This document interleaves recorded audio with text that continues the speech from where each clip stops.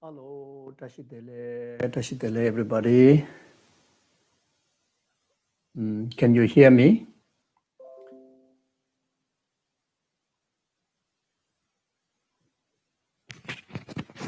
I'm using a microphone today. Just want to see whether you can hear me.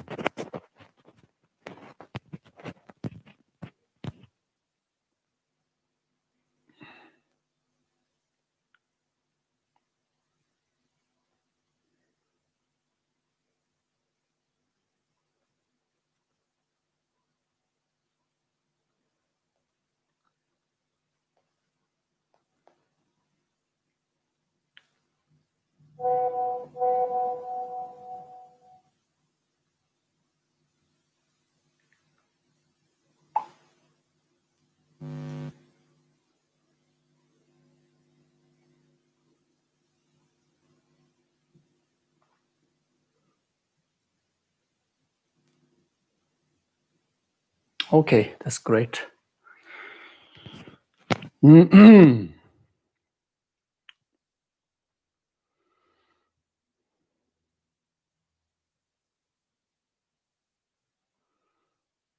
Yeah, so as usual, we start with short breathing exercise just to settle ourselves in the present moment.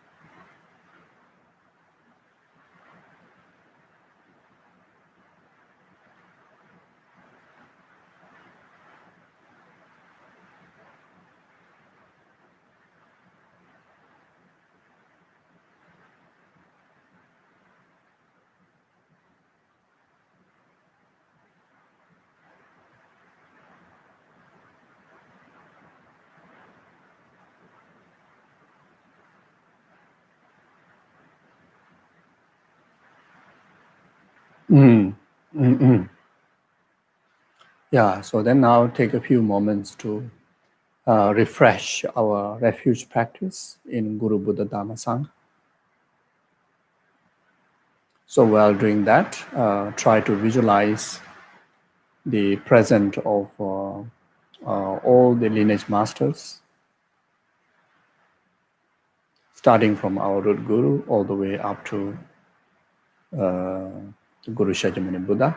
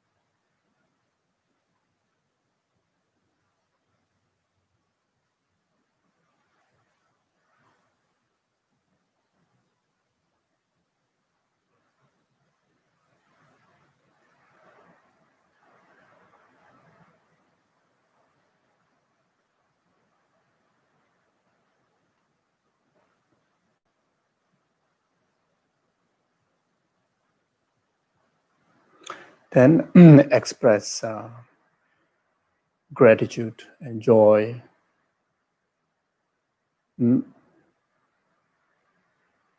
of their blessings, protections, the refuge, the inspiration, the teachings,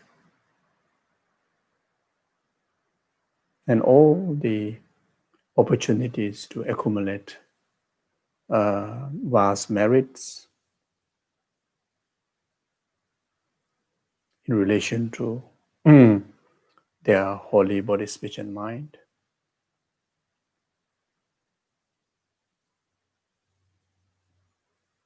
That which help us to purify ourselves and progress, along the path to actualize the resultant Buddha within ourselves.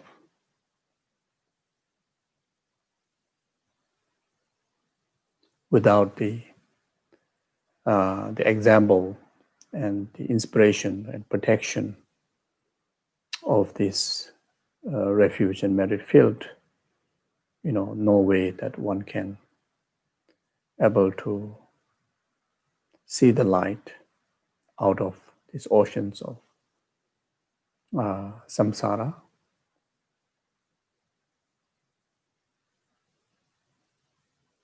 Very thick and vast, pervades the darkness of ignorance within our mental continuum.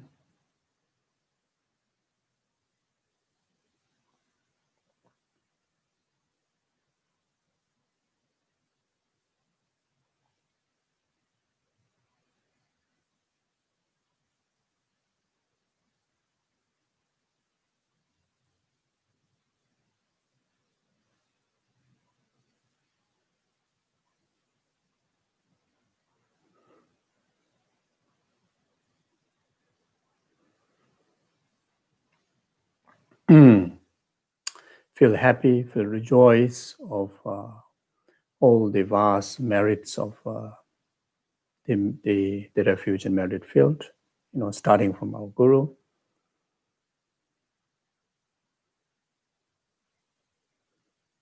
Bring immense of joy in our heart, knowing, the vastness of their merits, vastness of the knowledge,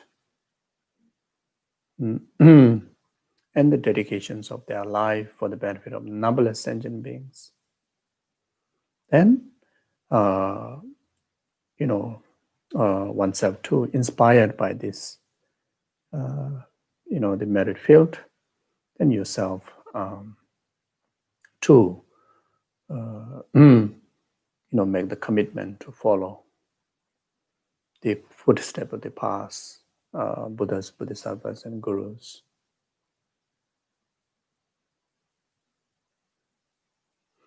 Those of you who have attended His Holiness teaching the last 3 days, and especially this morning, we took the Bodhisattva vow together.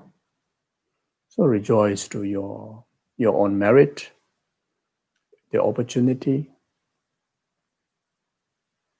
and feel happy. And this is the way how we start to follow the footsteps of the past Buddhas, Bodhisattvas, and Gurus.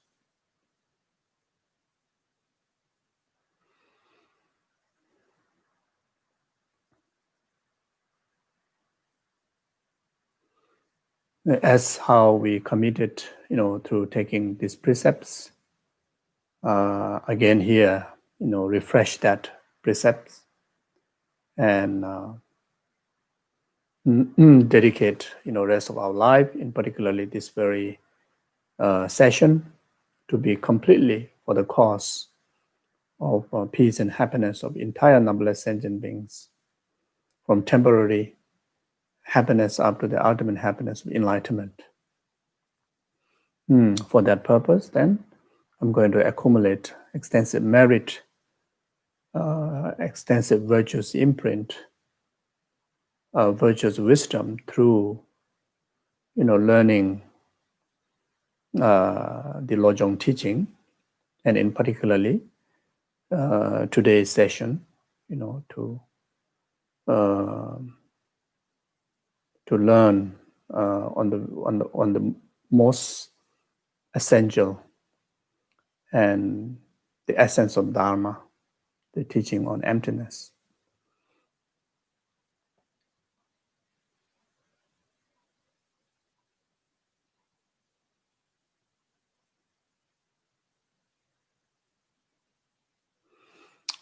Okay, thank you.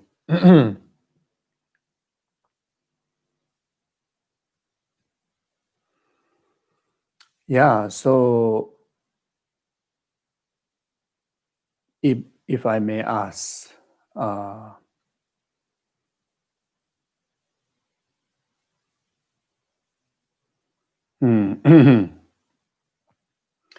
have you able to, at least intellectually, if possible, through some experience, but at least intellectually, convince through the analysis on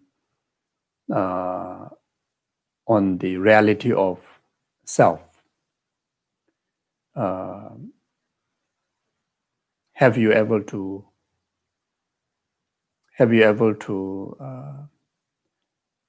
negate the false self? Have you able to actualize the actual existing I or actual existing self through the homework that we assigned for last week?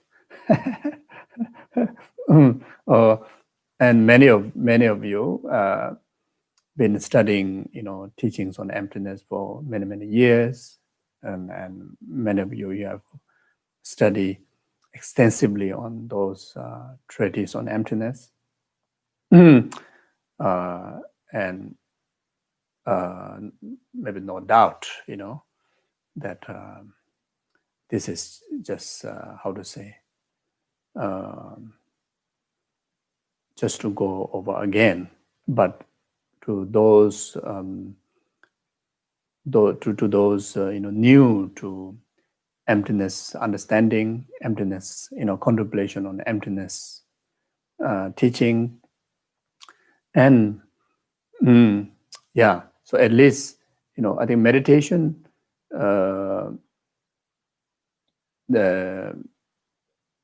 is the next step. The first step, as we discussed before, we understand correctly the object of negation to the self and to the phenomena. So by understanding what are the object of negation, then from there you search that negation, which is the false idea, on the conventional basis, which is on the like such as 5 aggregates, within, without, individually or overall,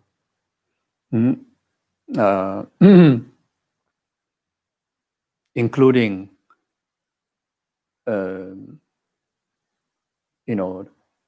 the including onto the perceiving mind. Is there any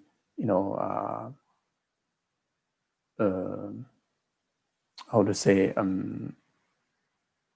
utterly nature from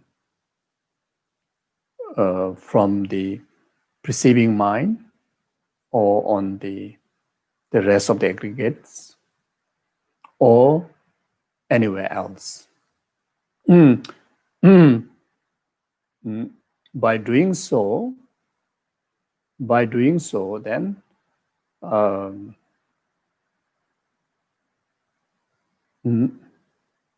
you're able to discover the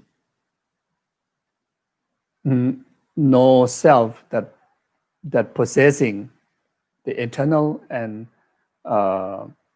unitary nature, and that is the discovery of the false I or the false self, or the that is the discovery of the negation, non-existent on the I. And that itself is the way of proving the interdependent existent self, the mainly label, self, which is the existent self. So on the basis of that knowledge and through investigation, which is the analysis, then gain a firm wisdom, and that wisdom is the one that which is called the wisdom of selflessness, or the emptiness of person, or emptiness of self. That we take into as an object of meditation on emptiness. So my question was.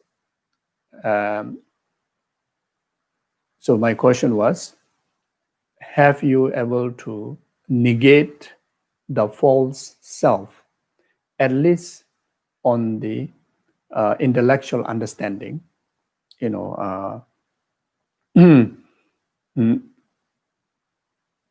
then through the analysis, through the investigation, giving reasons, thorough checking on the conventional basis, have you able to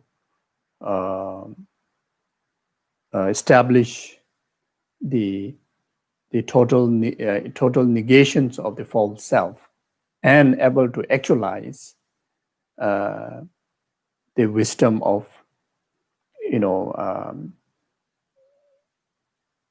the establishing the able to actualize the wisdom that which establish the existent self in the dependent arising self, the mainly labeled self. So those of you, if you haven't, then this is something that we have to continue to do homework. We have to continue to daily, whenever one get opportunity, have to practice, have to try again and again. Otherwise, we won't reach to a point that we have a correct object of meditation on emptiness. And that being so, and we won't able to meditate on emptiness. You see, then we won't able to gain the wisdom of meditation on emptiness. And if that is not able to achieve, then we won't able to achieve the path, the actual path, which is wisdom realizing emptiness, which is the actual path. And that path is the wisdom realizing emptiness, that which you obtain by result of meditation, the analytical meditation and absorption meditation, like that. Yeah, so today we go through the same text, the commentary on 7-point mind training by Se Chilbu Chokyi Gyatsen. Page is on page 92. And we will continue from where we stopped last session. And today,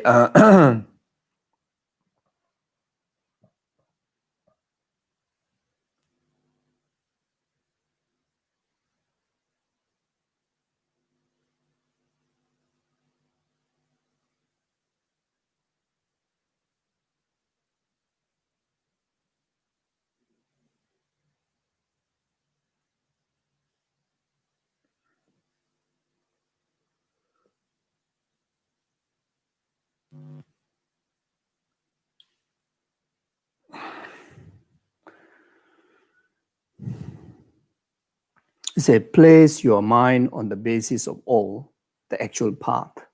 So leads up to this stage after after basic understanding on the selflessness of person, the selflessness of phenomena, then the selflessness of the object, then selflessness of the subject, the mind, that which perceive the emptiness, which perceive the emptiness on the object, then also the understanding on the emptiness of the emptiness. So and that is very much understanding initially through study, at least the theory, then through thorough investigation and analysis on that understanding, and gaining the wisdom of investigation. So now is the after obtaining the wisdom of investigation, then taking that wisdom into into a meditation practice. And that meditation, as mentioned before, either analytical meditation or absorption meditation. So here, first it discusses about the so that meditation, divide into within our activities, within our day-to-day life, divide into two sessions, meditation session and post-meditation session. So during the meditation session, very much, to do the absorption meditation. And during the post-meditation session is very much to do the analytical meditation session, whatever activities and whatever activities that comes into our our perceptions, interpreting that into emptiness, and that through giving reasonings, what you have learned before on the emptiness, and as well as the experiential effect from the meditation session, the absorption meditation session on emptiness, that influence taking on to the post-meditation session to continue to, strengthen the wisdom of emptiness. So now the first discuss on the absorption meditation, which is also a single-pointed meditation. So place your mind on the basis of all, the actual path. So that is, engaging in the actual path. So again, the actual path, actual path at the initial level, the path is not talking about the five paths. The path is talking about the step of journey that which you develop within your continuum, and eventually, when it becomes spontaneous, then that turn into an actual path, the path that which, from the five path, So until then, yes, you can label as a path, actual path, but that doesn't, that path is not included, the path within the five paths, So what differentiate the path and actual path? The practice that which infused by spontaneous renunciation.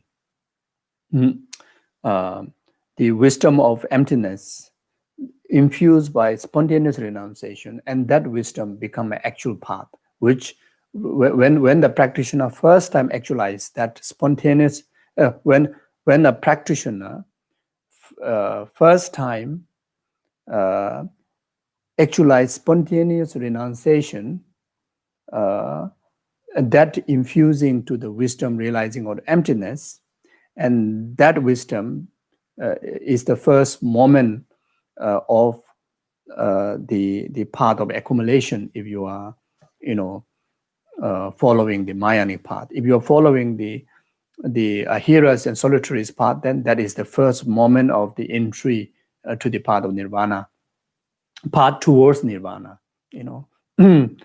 So like that. So until actualizing spontaneous renunciation, then like very much like in many of our position now, we don't have a spontaneous renunciation. We may have initial motivational renunciation, but that is not sustainable one. That's not spontaneous one. So therefore, it's not the actual path. So how to differentiate that? Ngenjung is about choma mai be simbe kemba. Which is referring to the mind that which that adorn or the infused by the spontaneous renunciation. So that makes whether it's actual path or not. So you should identify the ordinary mind and place it in a state free of negation or affirmation.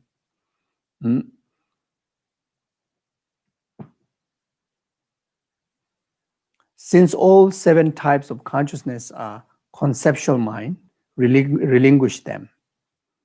The essential point is to avoid being tainted by conceptualizations of subject-object duality. Subsequently, whenever conceptual arises, by observing awareness with awareness, let it rest free within reality itself.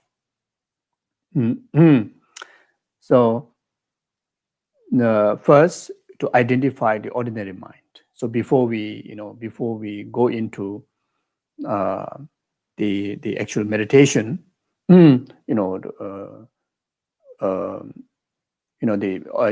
object of to actualize the object of meditation, then here now using the mind itself, the nature of mind itself,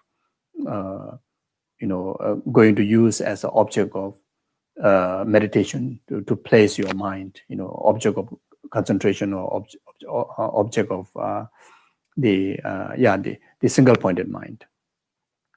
Like those of you who have attended His Holiness teaching this morning, His Holiness was mentioning there's a special benefit of placing mind on the nature of the mind. The benefit is the more you place your mind single pointedly on the simply to the nature of mind, the clarity and cognition, that help to increase the power of the mind, power, the power which is the wisdom, that itself help to increase the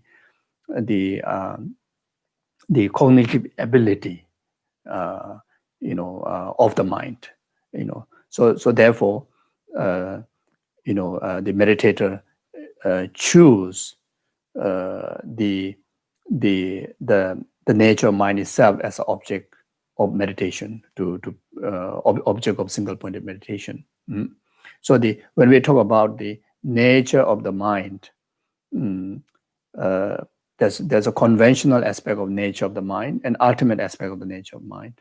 The conventional aspect of the nature of mind is, simply clear and cognizing. The ultimate nature of the mind is the quality of the clear light mind, which is the what do you call the lack of inherent existent the awareness, the awareness that which is free of entire conceptualizations, the free of entire graspings, is absolute luminous, absolute voidness, and total free of chain of conceptualization. So therefore, in the sense of bliss, and absolute voidness of any clinging, any the absolute empty of any conceptual apprehensions or any what you call the any attach any attached to what you call it's a complete voidness, complete voidness of its own being. So anyway, like clear light, the clarity of any graspings, any faults, any conceptual faults, the absolute vastness and absolute in awareness of direct perceiving in entire it is absolute nature of the mind itself, and anything that comes in its way, which is the clear light mind. It's the most subtle awareness, like that. So first is that you should identify the ordinary mind. So before we place the state free from the negation and the affirmation, first identify the ordinary mind. So ordinary mind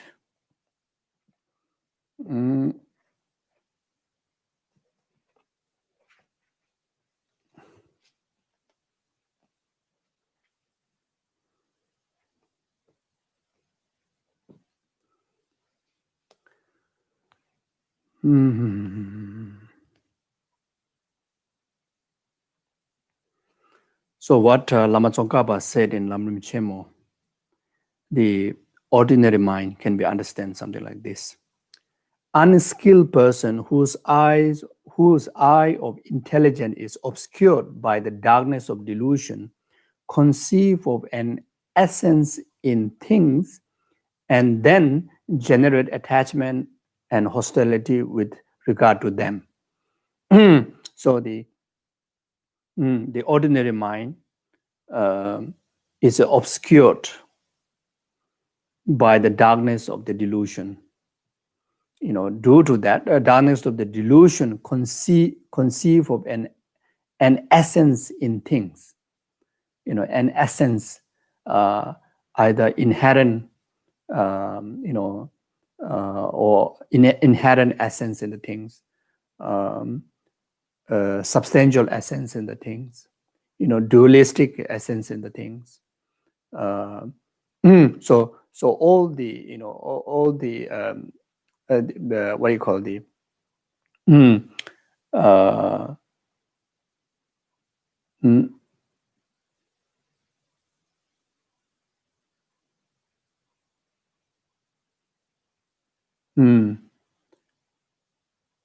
anything that apprehend other than simply merely labeled by mind is seeing essence in the things. As long as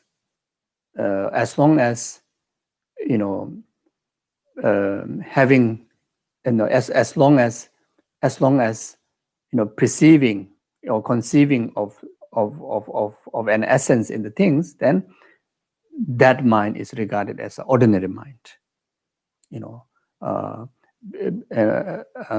Why is ordinary? And why it is a false mind? Because it generates attachment, hostility in regard to them.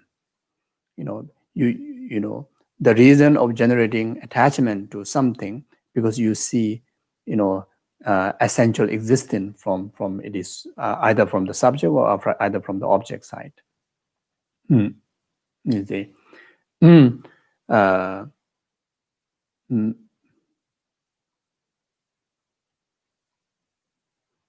the the like certain non-Buddhist philosophers assert an identity of I. There has to be essence of permanent and ultimate essence. Otherwise, that you won't able to designate a person. So that is like conceiving essence in the I. Similar goes to like any of the rest of the phenomena. Is like created by ultimate figure, like a god. And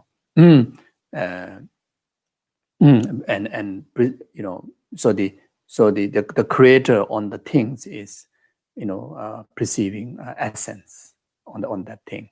Like I am created by a ultimate figure, then perceiving that, apprehending that, perceiving, apprehending essence in I. You see, so that is based on the Pasangika's understanding and in emptiness understanding. So this is the false mind, false perception. So even to the Buddhist philosopher, even the higher philosopher like the Madhyamika philosopher, like mind-only school, the I or the person has to be actualized on the true existing mind. True existing mind.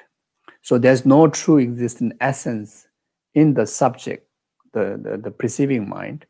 The perceiving mind won't have the capability to perceive a person. You see, and that is,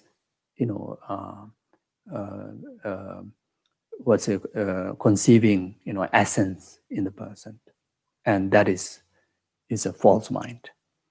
Even to the Saudantika Madhyamika, in order to establish I or person, there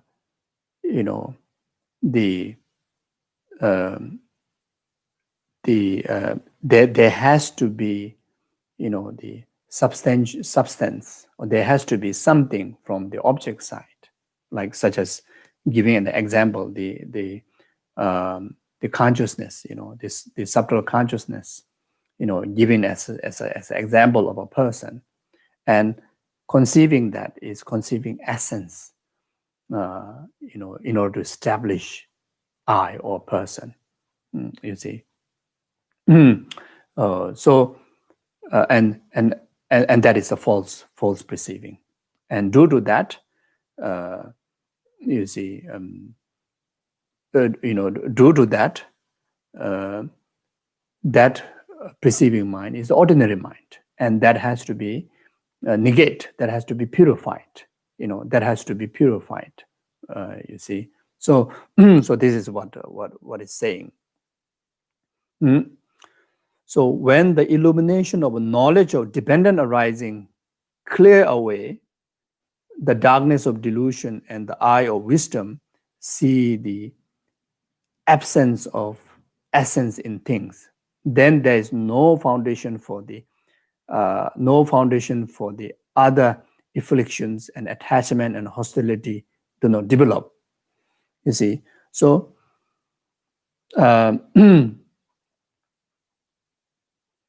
when the illumination of knowledge of dependent arising clears away, dependent arising in order to establish I, you need to have a dependent essence, either from the subject side or either from the object side, and that itself, you see. So until you don't clear that away, you don't get away from the darkness. You don't clear away the darkness of delusion. You see, and that doesn't, that dependent arising here doesn't mean, the dependent arising that which interpret by the Pasangika view, by the Pasangika view. The Pasangika view of dependent arising means dependent on the, merely labeling, dependent on the mind labeling to actualize, depending, what's a actualizing the existing merely dependent in the name, merely, existing in the name, like dependent on the reasoning. What is the reason? What is the reason why I exist? I exist because I exist merely, the name that actualized by the perception. You see, the name that mainly labeled by the mind, simply dependent on that, I able to exist. But that dependent arising is different from the dependent arising talking here that needed to be clear in order to, clear away from the darkness of delusion. Here, dependent arising is, dependent on the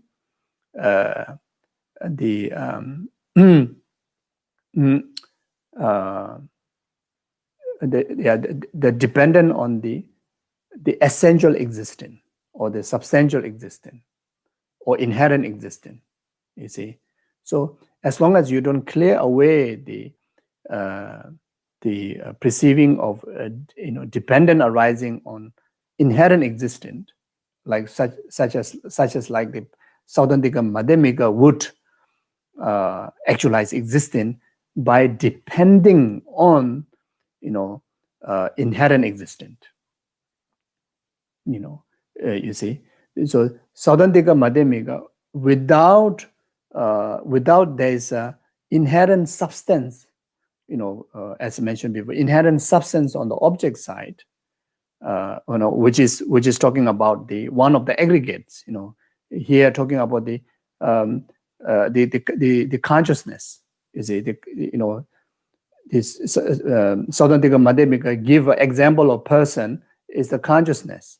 So without the basis, without the inherent basis, substantial inherent basis in the consciousness or on the consciousness, no way that Saudhantika Madhyamika able to establish a genuine existing person. That for Saudhantika Madhyamika, unable to establish a person. There's no basis to establish a person. You see, if there's no inherent substance on the basis of aggregates, which they call as a correct basis. On the correct basis, then you label as a person, you label as I, and that correct basis, Saudhantika Madhyamika, that correct basis is the inherent consciousness or the substantial existing consciousness, has to be there in order to be able to label as a person. You see, so similar goes to the Chittamatra. Without the without the true existent, without the true existent, the consciousness, or the mind, the sixth mind, or the mind basis of all, or the mind basis of all, the consciousness mind basis of all, if there's no, inherent essence on the mind basis of all, the Chittamatra unable to establish a person there. Is unable to establish a person, you see. Not only to the person, but the rest of the phenomena, unable to establish existing, existing, you see. So it has to depend on the true existing basis for the Chittamatra. Has to depend, the person has to dependently arise on the dependent base of inherent existence, you see. But as far as concerned with Pasangika Madhyamika, that dependent has to be clear away in order to clear away the darkness of delusion, because that itself is a delusion, that itself is ignorant, you see. So like that. So therefore, that in short, we here defining what is ordinary mind, that has to be negated in order to rest into the natural state of mind. Is that the ordinary mind is very, very much need to clear away the negation of the emptiness of the mind, that which Pasangika Madhyamika establish. Like that.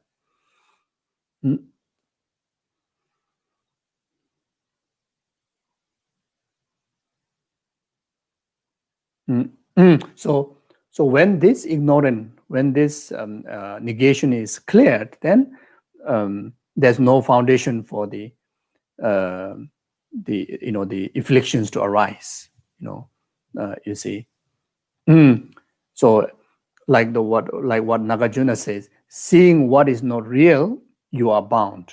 Seeing the real, you are free. Seeing I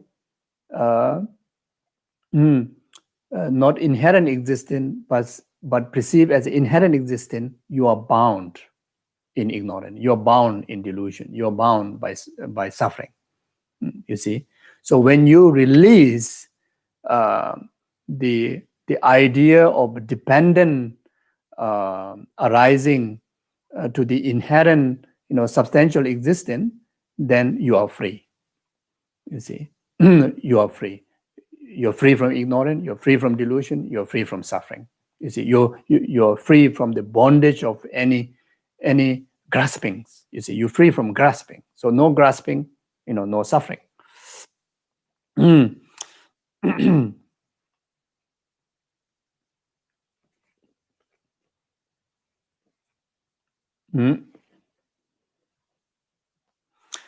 So this is one of the way to understand, the what means by the ordinary mind,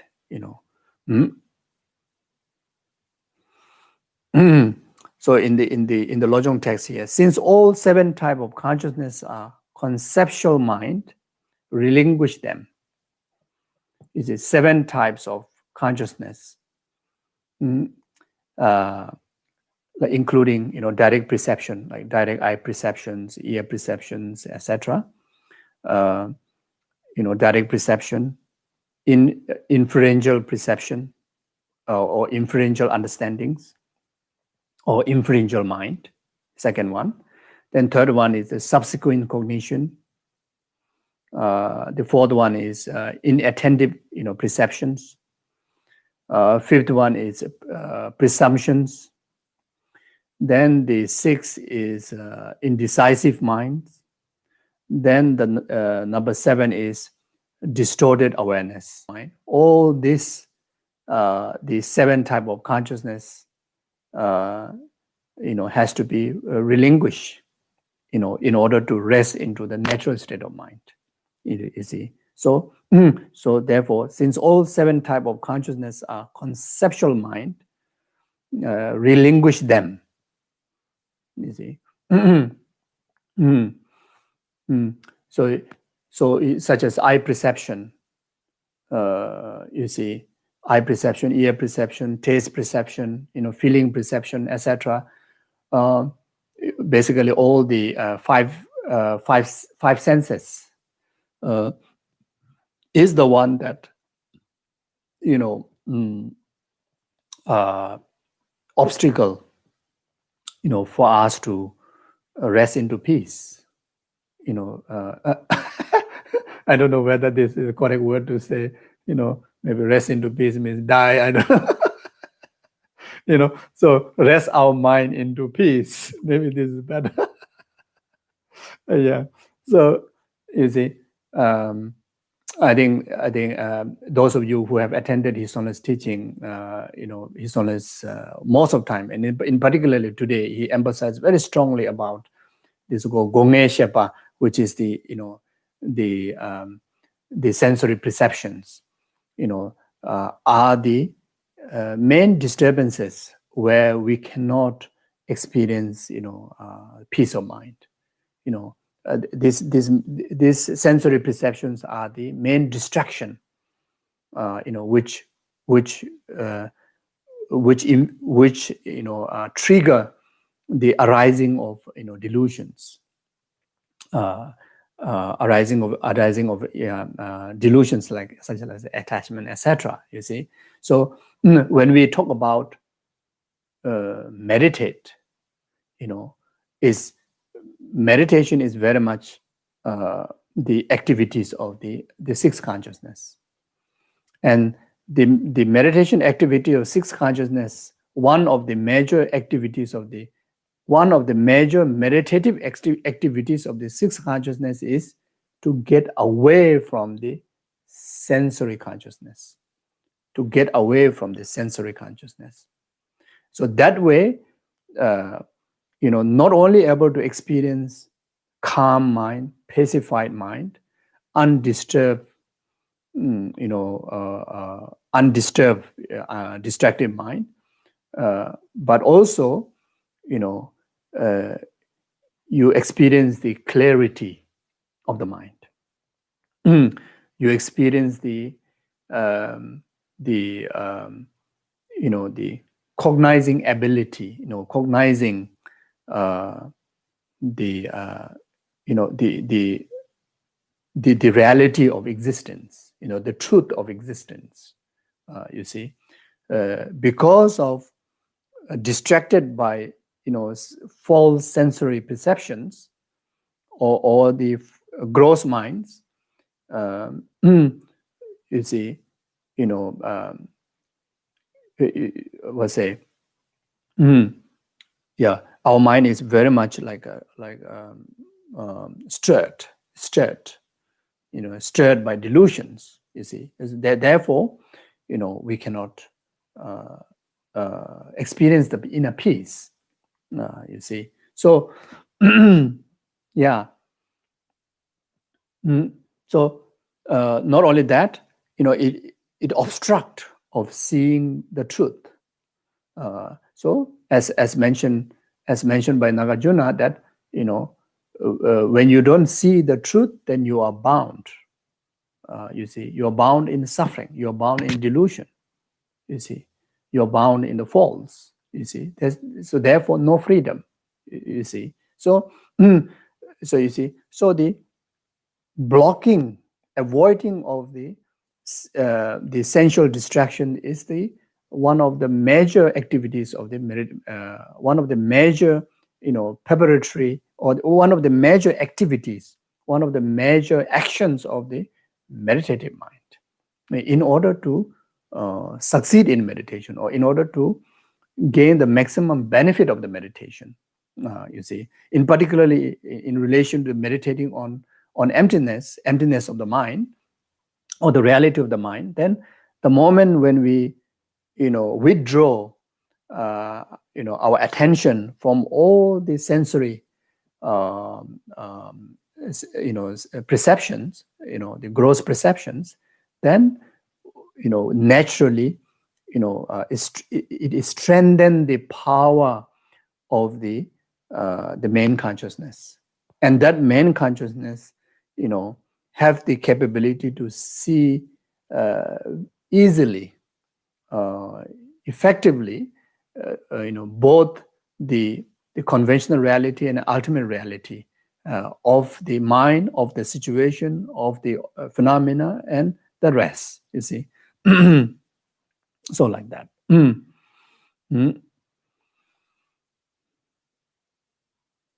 You see, so whenever we see object from our eye consciousness, we see inherent object. Was say we, no, we shouldn't say we see inherent object. We apprehend as an inherent object. There's no inherent object there, isn't it? But the perception, when you open your eye senses, when you perceive object, you apprehend, or you see as you're seeing as inherent object, and which is a false. False both in the subject, false as well as false on the object, because for the subject, there's no essence at all, to actualize that inherent object. There's no power at all to actualize inherent object. As far as concerned from the object side, there's no essence, not even one substance from the object side to prove its inherent existence or inherent object. You see, so therefore, our perceptions are false perception, and knowing our perceptions are false perception, we start to utilize the power of the wisdom. When we utilize the power of the wisdom, then you see beyond, you see beyond what you are capable to see. Just the the gross, the things that you perceive to your eye. What you see is you're able to see the actual fact of the existent, and the actual fact of the existent is nothing more than simply merely labeled by mind. Nothing more than that.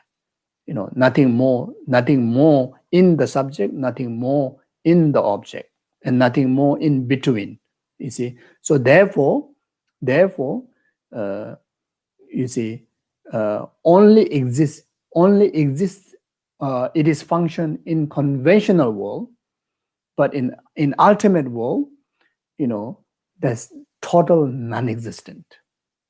The only thing that exists is simply the name. So now that relate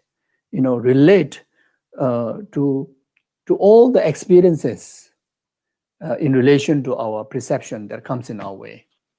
Seeing one beautiful object, and you attach to it. You see, in fact, there's nothing to attach to it, but then you attach to it. The fault of attaching is, the mind that which lead after seeing the object is grasping as it is the way how it perceive, the way how the earlier mind have perceived. Because of that you grasp. You see, so because of that grasping, then you experience the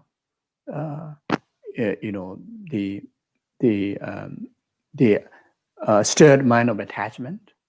If you are unable to achieve the way you want, you experience the stirred mind of aversion to the object, and that's how that suffer.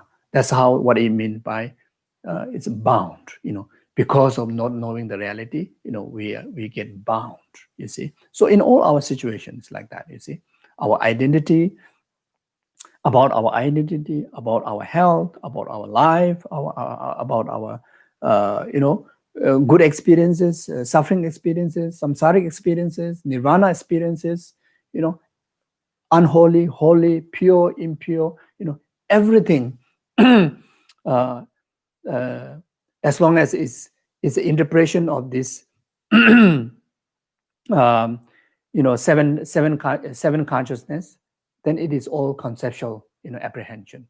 And since it's a conceptual apprehension, there's a grasping there. You see, there's a grasping either in relation to eternal nature, or either in relation to unitary nature. You see, either you grasp on the basis of the essence within the subject, or either grasp on the basis of essence within the unitary nature. You see, and that way, that how we get how we bound by ignorance, how we suffer. So as long as we are not free from there, then we are not free from sufferings like that. So even the inferential understanding, you see, inferential understanding is very much like understanding things through giving reason. You see, like such as behind the mountain, there has to be fire because there's a smoke. Or as a person, that I exist because like me, like Tenzin Zopa exists. Tenzin Zopa exists on the basis of the correct basis, on the basis of the labeling on the correct basis, and the that correct basis, unless that one is talking about the correct basis that which interpret by Pasankika, otherwise the correct basis is very much infused by the idea of the dependent arising, that which interpreted by Sautantika, Chittamatra, Vaibhasika, sutra follower, including the possibility of even how the non-Buddhist philosophers will present. You see, like non-Buddhist philosophers, who when they establish a person, they have to establish a person on the basis of permanent basis. You see, there's like especially those who assert Atma. You see, the Atma is a permanent basis. Permanent phenomena, which is on then where possibility of existence of a person. And this Atma is it is continuum, has to be this Atma, it is nature, has to be exist permanently from the past, present, future. So so you see, so even when we establish our identity through inferential understanding, if we don't have a correct inferential understanding, the usual, the conceptual way of presenting the inferential understanding, then again, that perception falls into a ordinary mind or false mind, which has to be negated. You see. Then those of our memories, subsequent cognition, which is one of the seven consciousness which has to be relinquished. Many of those memories, is very much attached, very much established, interdependent on either inherent existence or substantial existence, either in continuum, or either on the object, or either on the subject. Then you establish that particular remembrance or the memory. You see, and again, that is a false. That is false. it is dependent arising, but is not the dependent arising that which not supposed to be interpreted. If you interpret that way, it falls into a negation. So without negating that, then again, we cannot get free from the conceptual bondage. So similar. So rest of the different seven minds, when you examine one by one, especially those of you who are familiar with the philosophy treatise, then these seven minds are very much presented at the base on the Abhidhamma, or based on this in the Sutric school, or the Vaibhasika school, schools of philosophy. Then the definition, sometimes we learn the definition from there, and we conventionally it is correct. Each definition is definitely correct definition, and it bring into understanding correctly. But then when we start to explore into more extensive, in particular Pasangika view on the ultimate nature, emptiness, including the understanding of dependent arising, the conventional truth on the reality, then we need to think beyond just the presentation of the definition that what we see in the word.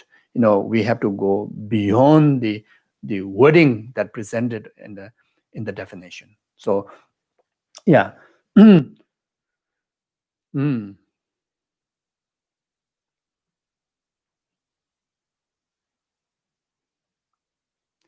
So he says the reason why we need to relinquish all this conceptual mind is the essential point is to avoid being tainted by conceptualization of subject-object duality.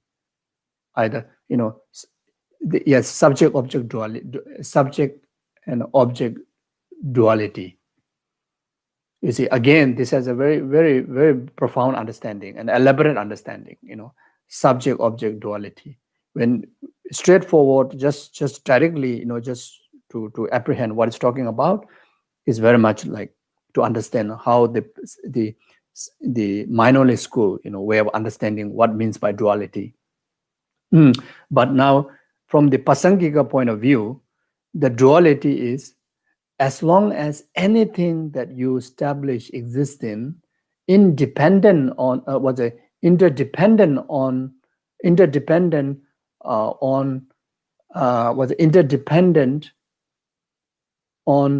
other than simply label by mind, then the duality of subject and object comes about. You see. So other than the Pasangika, rest of the school, there is a dualistic force.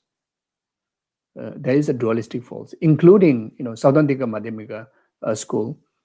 You see, in order to establish existence or even a person, you need the mind to label. You need the mind to label, but the mind alone is not good enough. You need to have substantial existence from the object side, from the basis. With these two come together, then only can able to establish a person or thing. You see, and that is dualistic. Subject and object dualistic. You see, so then to the Chitta Madra, they pronounce the word called dualistic. The negating the dualistic from not depending on the mind is a false. You see, false existent. There's nothing exists from the object side without depending on the mind. If there's anything that you establish existing from the object side, then you establish dualistic for the Chitta Madra. But now here, but from the Chittamata, their point of view, they are like free from dualistic.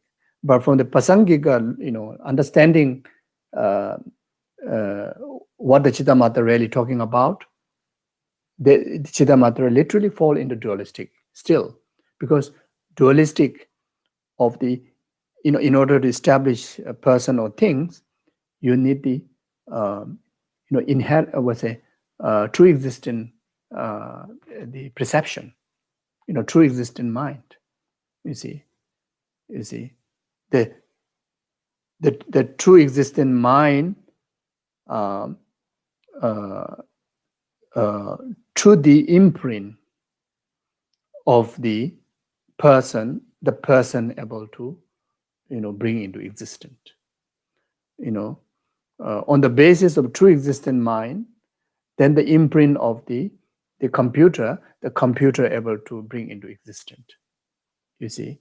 So again, from the Pasangika point of view, that itself falls into dualistic. You see. So therefore, the essential point is to avoid why all this conceptualization has to abandon or relinquish in order to rest into a reality, the actual ultimate reality, the actual essence, is to avoid the conceptualization of subject and object duality. That is the point.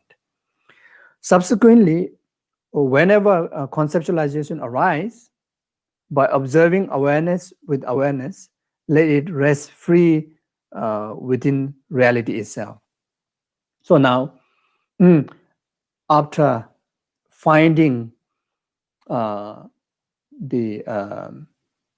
absolute of the mind, the truth of the mind, the actual nature of the mind, which carry the clear characteristic to the awareness of that mind, conventional characteristic, clarity and cognizing, just that, and lack of inherent existing nature of the of that consciousness.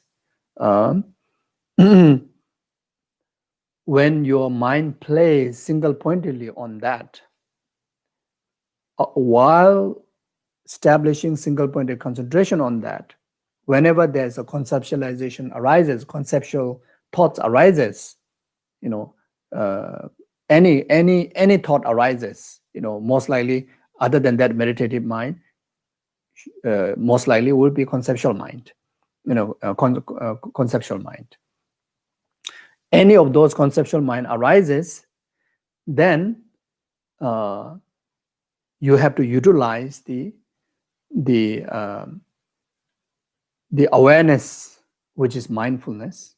The second awareness is the introspection. So mindfulness, the introspection to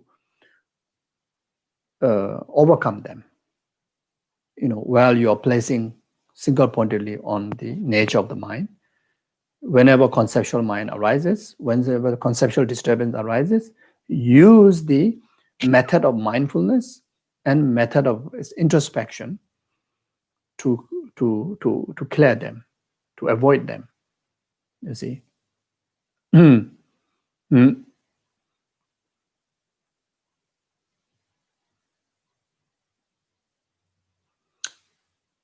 The way to do so, the mindfulness,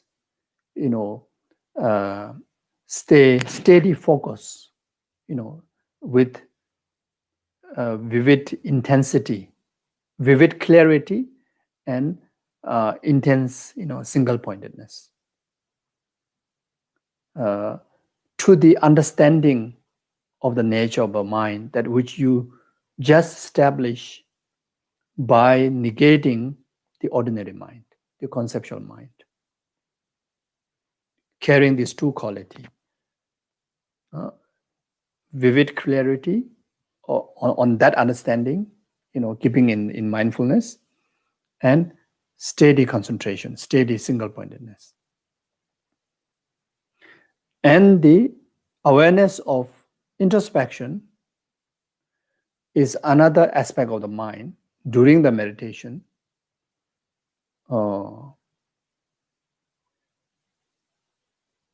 You stay vigilant when there's any sign of arising of any conceptual mind. Then alert the mindfulness to stay more firm into its concentration and avoid the conceptual disturbances by understanding the meaning of the characteristic of the negation. Seeing as a false, then really avoid them. Reject them. Reject those false entering into your mind, your meditation. You see, if during the meditation those conceptual minds are already intruded and already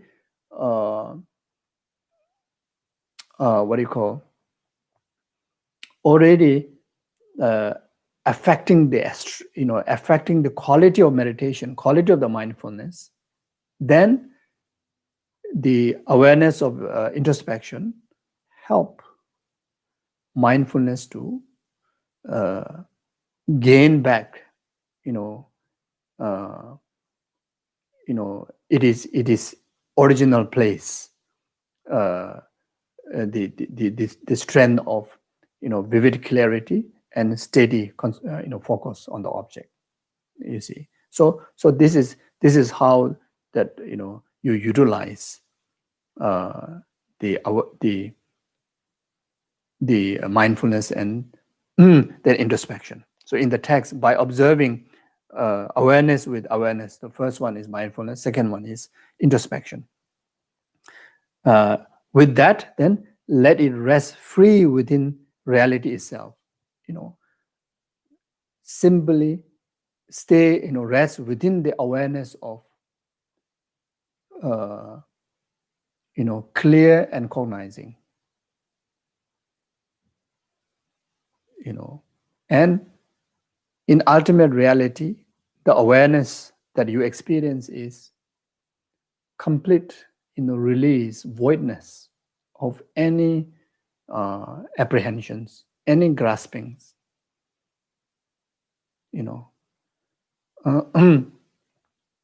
It's total sense of release from any bondage. Therefore, you experience sense of lightness, sense of blissfulness, sense of liberation.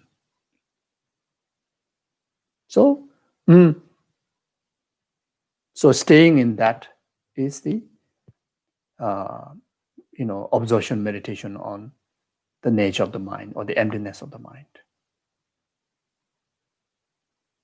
So now, if you want to use the emptiness of the person, so do the similar meditation like this.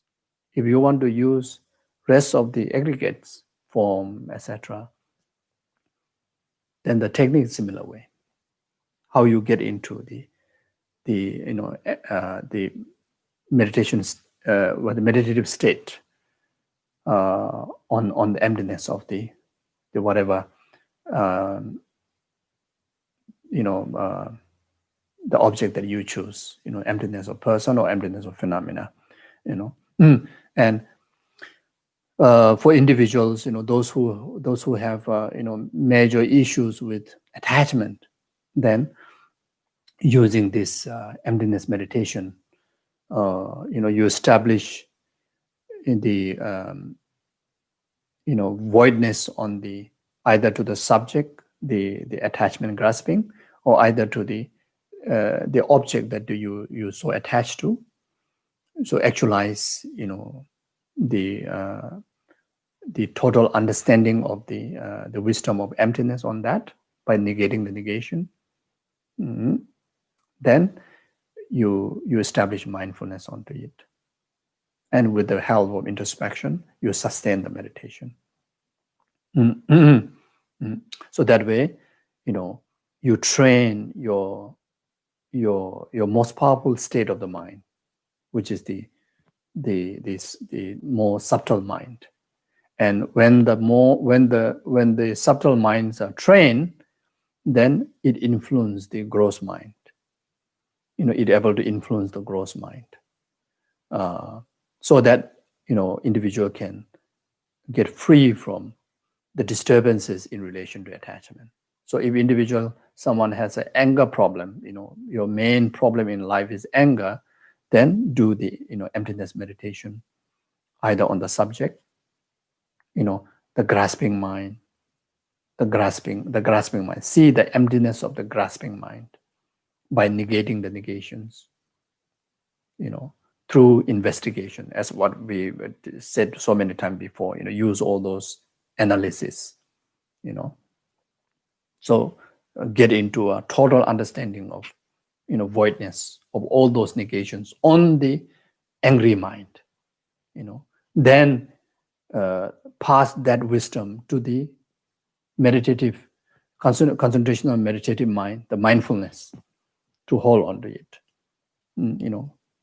Again, as mentioned before, two quality carry: vivid clarity and steady focus, steadiness, steady concentration, and introspection, helping the mind to overcome any sign of obstacles of other conceptual minds or any thoughts that comes in its way, which is unhelpful.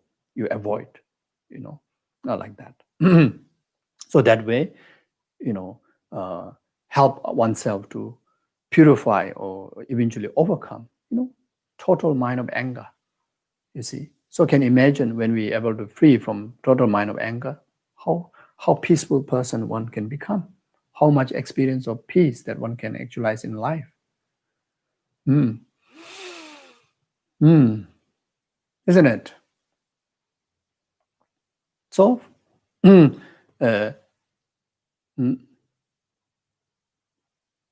the meditating on the nature of the mind is as I mentioned before, is one of recommended, one of very beneficial, but then individually can whatever disturbances that comes in most in your way, use that as to actualize emptiness on that and meditate on that. You see.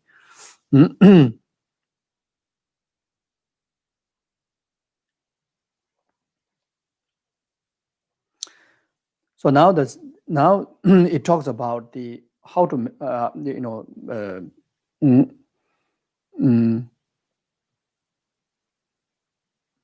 how to say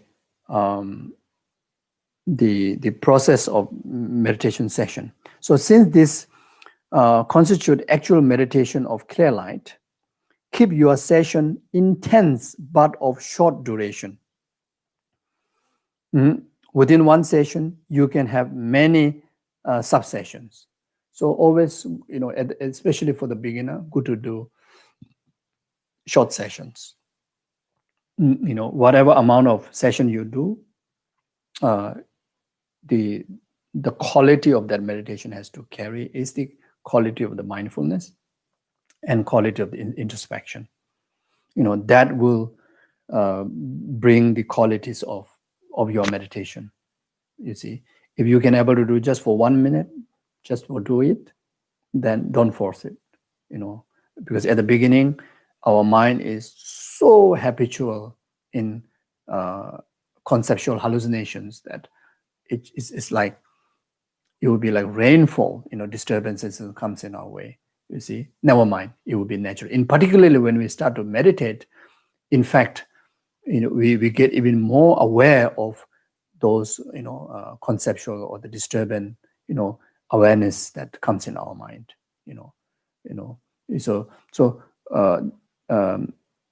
And that is because you're trying to do meditation. That's why, like as I mentioned before, what Easton is saying, that you start to see the quality of the wisdom increases, the quality of the cognizing quality of the mind increases. That's why you start to see more clearly of the false, you see. So when you start to see the false, so that you can able to negate it, you see. So do a short session. So within one session, do meditation, meaning that you dedicate for, let's say, 15 minutes. So 15 minutes, that if any obstacle come, that you're not going to kind of like give up, say that it's not working for me, I give up. Not like that. So 15 minutes, but then that 15 minutes, you can have a 15 sessions, you see. So or in the 15 minutes, or you can have a 10 sessions. The 5 minutes is very much interval in between, to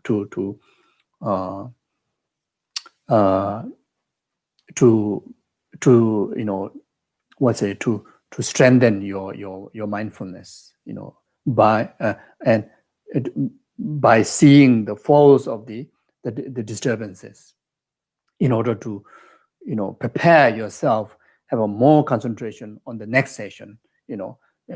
See the faults of attachment. An example: see the faults of attachment, or see the faults of this conceptual mind, that the disturbances. You can remember the quotations, you can remember the teaching, you can remember your experiences. Then you kind of like fully prepare. Then you get into the meditation on the emptiness of the mind, or emptiness of the self, for 1 minute. Then then again you take break. Then if the obstacle is a dullness, then you think of the inspirational ideas, like Buddha's qualities, the Guru's qualities, those who realize emptiness, how much amazing qualities that they possess, isn't it? So you uplift your mind in order to overcome from the dullness. You see, if the obstacle is excitement from other conceptual delusional minds, then you see faults of them. Then strengthen your concentration to the object. Then you get into meditation. So you can do like that. Then eventually, some texts, when you are a certain kind of prepared, then do 24 minutes, then do for half an hour, then eventually increase for 1 hour, then increase for 3 hours, then eventually you can even do actual shamatha meditation, to actualize shamatha meditation by getting into about 6 months of extensive retreat, simply training the single pointed focus on the chosen object. In this case, let's say for me, could be the emptiness of the mind, or the clear-light mind. Then you take about 6 months of period of full dedicated time to develop the concentration on that. And that way you develop the 9 stages of the shamatha mind, and you actualize the full quality of shamatha. And that shamatha mind is the full serviceable mind. And that serviceable mind of the emptiness, take as a basis to actualize the vipassana, to actualize the special insight, which you're going to take into the as a main path along the 10 bhumis, to eradicate the defilements. So as for the length of the meditation session, it is said that the best session should have a stable base and should end in the joyful state. Always, you see, always, end not only to meditation, but any Dharma practices. We should end when we are. Yeah, actually, I should end. We should end, in a very, very uplifting state, in order for us to encourage to do more practices later, so like that. So we should do more meditation, yes, and like meditations and retreats. My late guru used to say that whenever we go for retreat, we go for meditation, we go for practice, we should regard like we are going for our best holiday, the best holiday from samsara, best holiday from graspings, hallucinations and, problems, whatever, So even from the motivation, if you have that kind of idea, then when you are in a meditation, you really, do proper meditation, you're naturally, being free from all these disturbances, isn't it? At the conclusion, after dissolving your visualization, cultivate great compassion for those without such realizations. So even though you're doing meditation on emptiness, but this is, especially teaching based on Mahayana, Lojong, then, whatever merit you should dedicate in bodhicitta.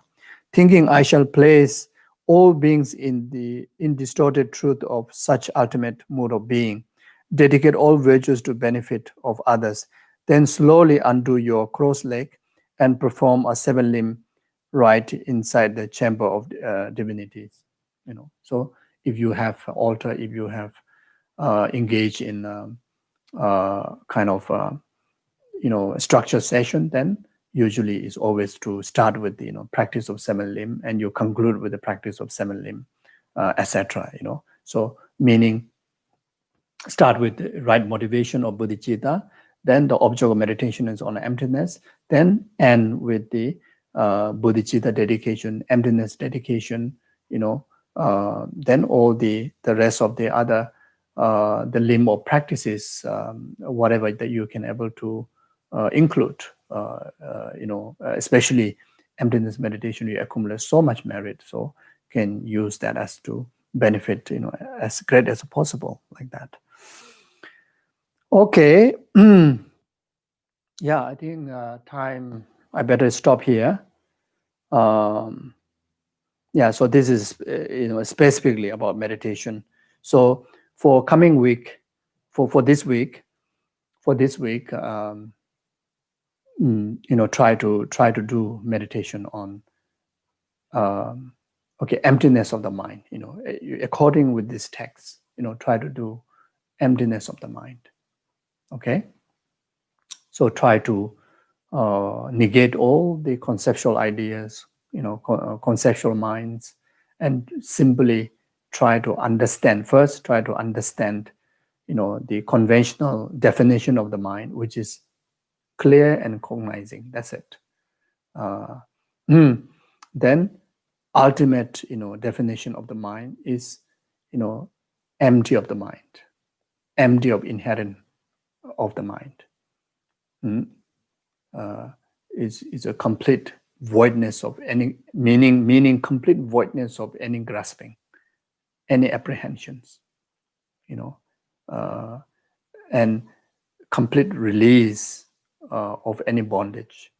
Therefore, it is also in the nature of sense of bliss. So sense of union of bliss and voidness, which carry the conventional quality of cognizing, clear and cognizing. It's completely kind of like a space, vast, like sportless, directionless, infinite, yet there's existent. There's no obstruction at all. So simply try to rest your mind, meaning simply place your mindfulness in that voidness and bliss state of the mind by avoiding all the other thoughts. So try. Few seconds, 1 minute, 2 minutes, half an hour, whatever you can. Okay. And as I mentioned before, in order to get to there, first you have to thoroughly understand, what really is the emptiness of the mind. And not only understand, but you get total convinced through analysis, through investigation. You gain total convinced of that emptiness of the mind, you see. And that convinced understanding is called the wisdom of analysis. That wisdom now, which is the conclusion of the mind is complete, luminous and voidness, and blissfulness. On that you carry as object of meditation. So you see, so you try your best. Okay, so yeah, at least once, if you can, then do as many times as possible. Okay, and also, but those of you feel more comfortable to choose some other object like emptiness of self or whatever recommended before, you can also use that. But at least for this week, try to do as many meditation on emptiness as possible. Okay. Then next session we will talk about the subsequent period of practice on emptiness. Okay, thank you very much. Take care. Okay, so we do short dedication. So whatever merit accumulated from this session, definitely, and particularly, vast creation of merit due to discussion on emptiness. And also the motivation of bodhicitta. So this vast collective merit and individual merit be the complete cause of numberless sentient beings, purification of any form of suffering. Also may this merit be a complete cause to purify this pandemic crisis that is going around in the world. May this merit be the complete cause for all sentient beings to actualize from temporary happiness after the ultimate happiness of enlightenment. May this collective merit be a complete cause for all the good people, all the holy gurus like Sonastar Lama, Kyabjan Lama Sobarambuchi, and all your spiritual gurus, spiritual friends, and all your family members, and and yourself to have a long, healthy, prosperous, meaningful, virtuous life, long life, and fulfill all your wishes accordingly. May this collective merit be a complete cause for all the world leaders, the leader of society, leader of family, including yourself, who lead your life, actualize loving kindness, compassion, wisdom, so that yourself and rest of the others can able to, who's under their care, able to have a meaningful, peace, happy, harmonious life. And also dedicate those, may this collective merit be a complete cause for those who pass away, in particular within the last 49 days, to purify the suffering of death, suffering of intermediate state, suffering of rebirth, and actualize higher positive rebirths where they meet perfect mind and guru, until they actualize state of full enlightenment. And also dedicate this collective merit be complete cause for those who are sick, who have problems, whoever requested prayers dedication to me, to our gurus, to yourself, and we dedicate this all collective merit for them to actualize all their wishes accordingly.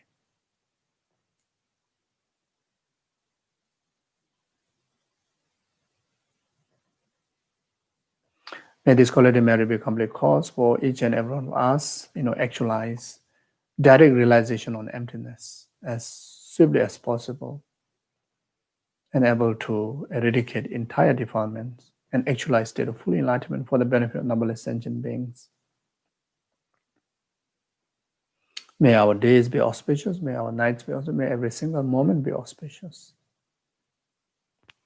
Thank you very much. Take care.